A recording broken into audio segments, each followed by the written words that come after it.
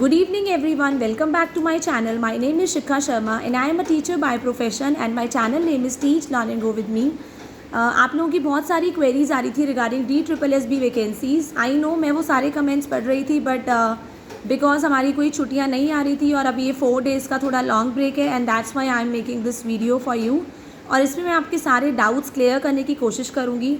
So first of all I know आप में से बहुत सारे कैंडिडेट्स ऐसे हैं जो DSSB वैकेंसीज़ का बहुत बेसब्री से वेट कर रहे हैं. आप में से कुछ कैंडिडेट्स ऐसे भी होंगे जिन लोगों ने अभी CTET का एग्ज़ाम दिया है और वो ये वेट कर रहे हैं कि DSSB की वैकेंसीज़ हमारे रिज़ल्ट के बाद ही आएँ. सो होपफुली आप लोगों की बात सच होगी. आप लोग जो सोच रहे हैं CTET वाले कैंडिडेट्स, आप लोगों के रिज़ल्ट के बाद ही होपफुली वैकेंसीज़ आएंगी और आप लोगों की वैकेंसीज़ आपको बाय 15 सितंबर देखने को मिल जाएगी. क्योंकि जो DSSB है वो कभी भी विंटर्स में एग्ज़ाम नहीं लेता है.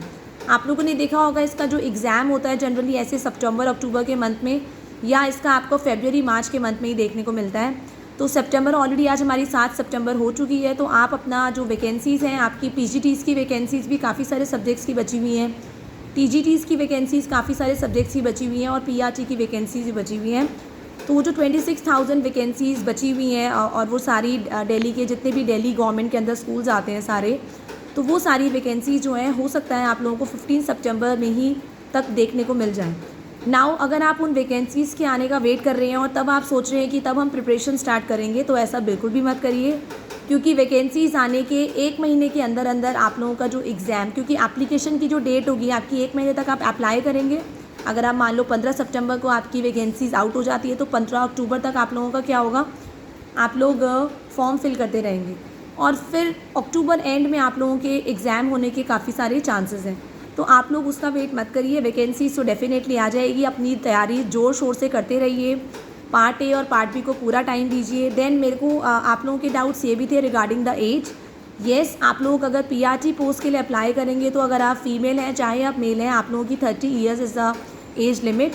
देन अगर आप अपनी TGT पोस्ट के लिए अप्लाई करना चाहते हैं, अगर आप एक मेल हैं तो आप 32 ईयर्स तक अप्लाई कर सकते हैं और अगर आप एक फ़ीमेल हैं तो आप लोग बाय 42 ईयर्स तक आप अप्लाई कर सकते हैं. एंड ये स्पेशल आपका age relaxation SC ST OBC category को ज़रूर मिलता है and PH physically handicap candidates को भी मिलता है.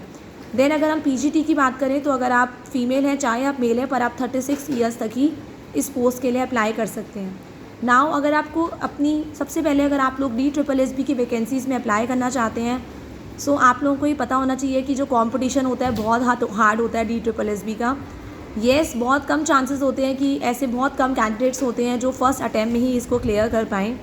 Yes, I have qualified it 2 times. मैंने इसको क्वालिफाई किया था इन 2012. मैं जो बोलूँगी मैंने फ़र्स्ट टाइम 2010 में DSSB का एग्ज़ाम दिया था और उसका रिज़ल्ट 2 साल के बाद आया था. जो रिज़ल्ट मुझे पता भी नहीं लग पाया था सच बताऊँ तो, क्योंकि उस टाइम मैं इतनी ज़्यादा सीरियस नहीं थी गवर्नमेंट जॉब को लेके एंड वो अपॉर्चुनिटी मेरे हाथ से निकल गई. आप लोग सोचेंगे कि येस मैं उस टाइम पे बहुत ज़्यादा बेवकूफ़ थी बिकॉज उस टाइम मैं नई टीचर बनी थी, मुझे वैल्यू नहीं पता थी गवर्नमेंट जॉब की. But again I have tried in 2021 and qualified DSSB again, DSSB TGT natural science.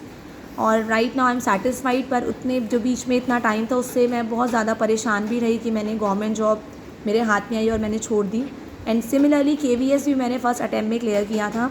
So if you want any kind of help from me, अगर आपको मेरी कोई भी हेल्प चाहिए इन द प्रिपरेशन, अगर आप चाहते हैं कि मैं अपना स्टडी रूटीन शेयर करूं आप लोगों के साथ कि मैंने कैसे DSSB और KVS के लिए अपना स्टडी प्लान बनाया था with my self study only, मैंने कोई भी कोचिंग नहीं ली थी एंड KVS के लिए भी नहीं ली एंड DSSB के लिए भी नहीं ली. And after marriage I have qualified. Marriage के बाद और अपनी प्राइवेट जॉब के साथ साथ मैंने DSSB का और अपना KVS का एग्ज़ाम क्लियर किया था.